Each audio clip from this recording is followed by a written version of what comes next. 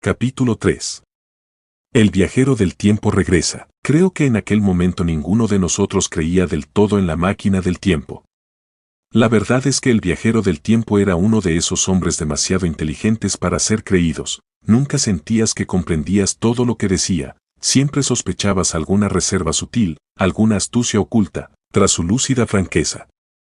Si Philby nos hubiera mostrado el modelo y explicado el asunto con las palabras del viajero del tiempo, le habríamos mostrado mucho menos escepticismo. Porque habríamos comprendido sus motivos, hasta un carnicero podría entender a Philby. Pero el viajero del tiempo tenía algo más que un toque de extravagancia entre sus cualidades, y desconfiábamos de él. Cosas que habrían dado fama a un hombre menos inteligente parecían trucos en sus manos. Es un error actuar con demasiada ligereza.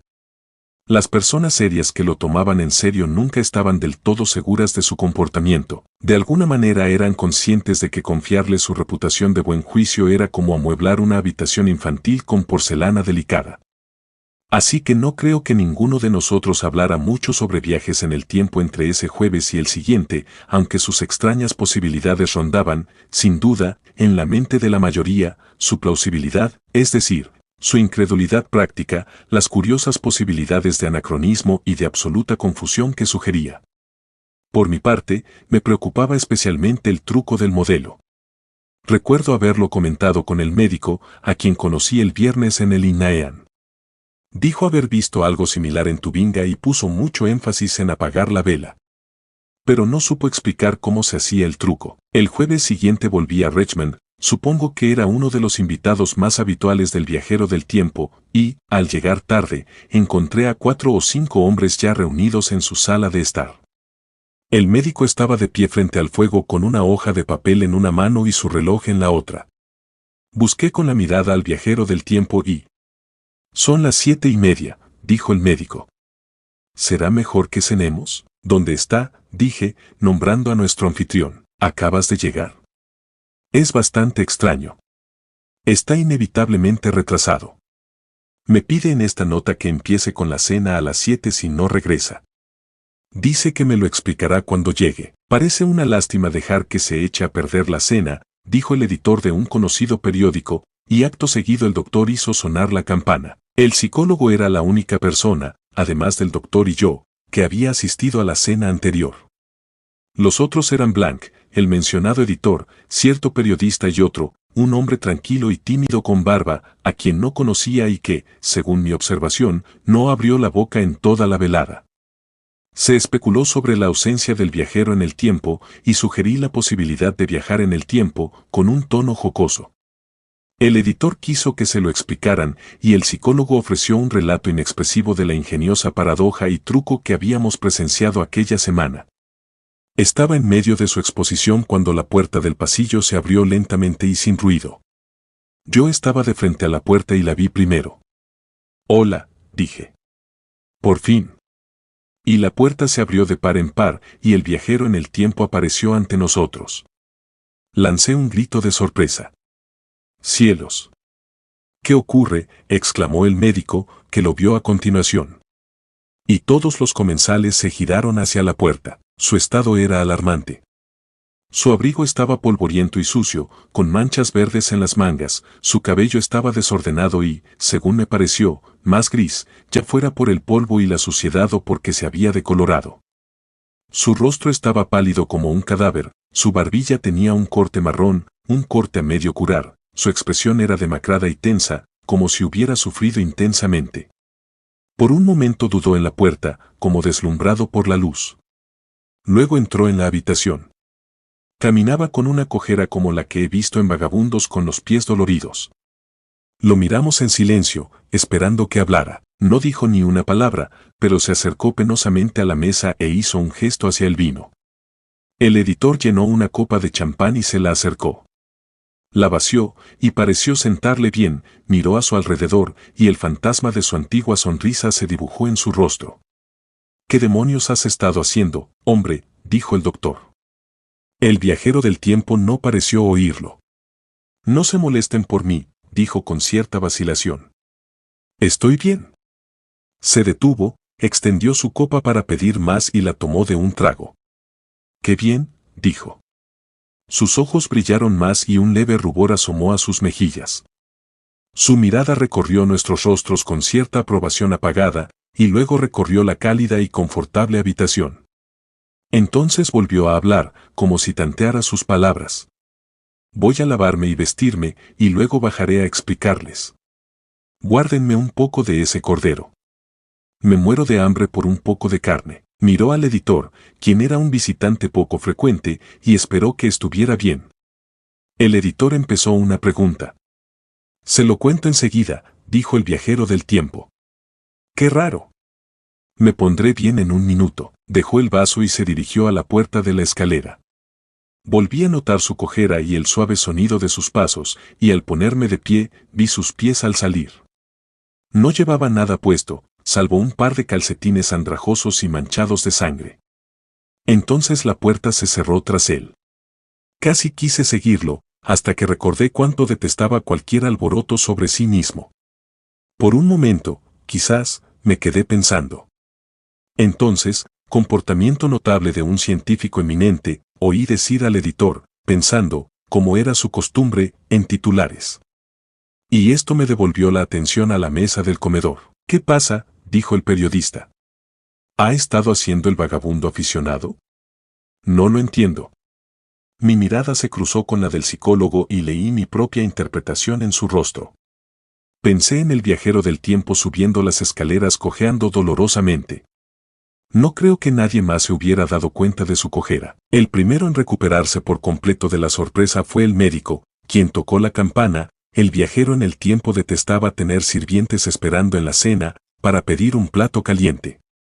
Ante esto, el editor giró hacia su cuchillo y tenedor con un gruñido, y el hombre silencioso hizo lo mismo.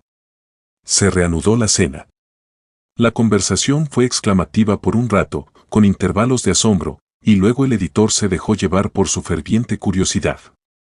¿Nuestro amigo se gana sus modestos ingresos con una travesía? ¿O tiene sus fases de Nabucodonosor?, preguntó. Estoy seguro de que es por este asunto de la máquina del tiempo, dije yo, y retomé el relato del psicólogo sobre nuestro encuentro anterior.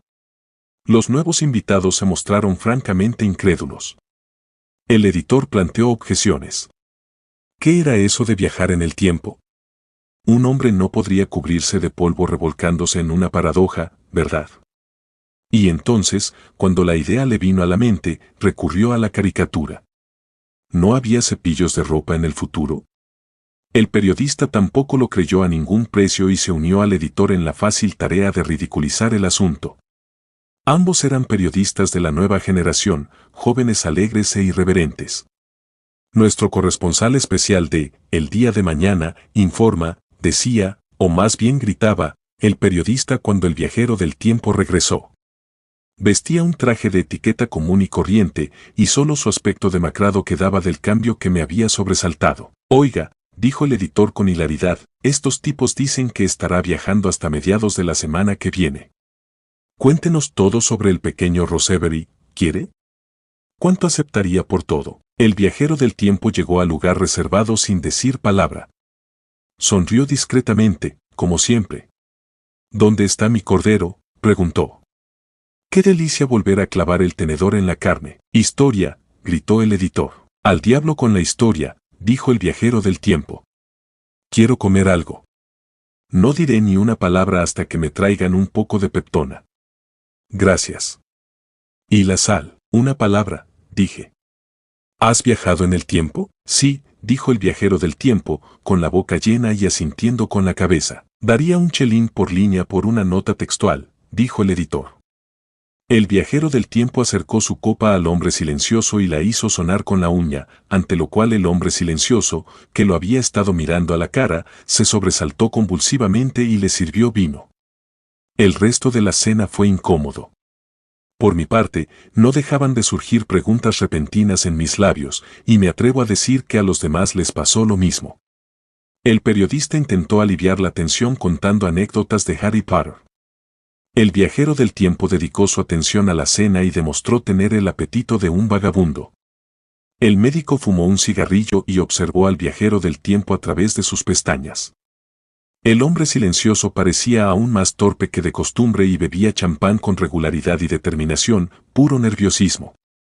Finalmente, el viajero del tiempo apartó su plato y miró a nuestro alrededor. Supongo que debo disculparme, dijo. Simplemente me moría de hambre. Lo he pasado de maravilla. Extendió la mano para coger un cigarro y le cortó la punta. Pero pasen al salón de fumar. Es una historia demasiado larga para contarla con platos grasientos. Y, tocando la campanilla al pasar, los condujo a la habitación contigua. Les has contado a Blanc, Dash chichó sobre la máquina, me dijo, reclinándose en su sillón y nombrando a los 3 nuevos invitados. Pero la cosa es una mera paradoja, dijo el editor. No puedo discutir esta noche. No me importa contarles la historia, pero no puedo discutir. Les contaré, continuó, la historia de lo que me pasó, si quieren, pero deben evitar las interrupciones. Tengo muchas ganas de contarla. Casi todo sonará a mentira. Que así sea. Es verdad, cada palabra, de todas formas. Estaba en mi laboratorio a las 4, y desde entonces, he vivido 8 días, días como ningún ser humano ha vivido antes. Estoy casi agotado, pero no dormiré hasta que les haya contado esto. Luego me iré a la cama. Pero sin interrupciones. De acuerdo, dijo el editor, y los demás coincidimos. Y con eso, el viajero del tiempo comenzó su relato tal como lo he contado. Al principio se recostó en su silla y habló con voz cansada. Después se animó. Al escribirlo, siento con demasiada intensidad la insuficiencia de la pluma y la tinta y, sobre todo, mi propia insuficiencia para expresar su calidad. Supongo que leen con bastante atención, pero no pueden ver el rostro pálido y sincero del narrador a la luz de la lamparita ni oír la entonación de su voz. No pueden saber cómo su expresión seguía los giros de su relato. La mayoría de los oyentes estábamos en la sombra, pues las velas del salón de fumar no estaban encendidas y solo iluminaban el rostro del periodista y las piernas del hombre silencioso, de rodillas para abajo. Al principio nos mirábamos de vez en cuando. Después de un tiempo, dejamos de hacerlo y nos quedamos mirando solo el rostro del viajero del tiempo.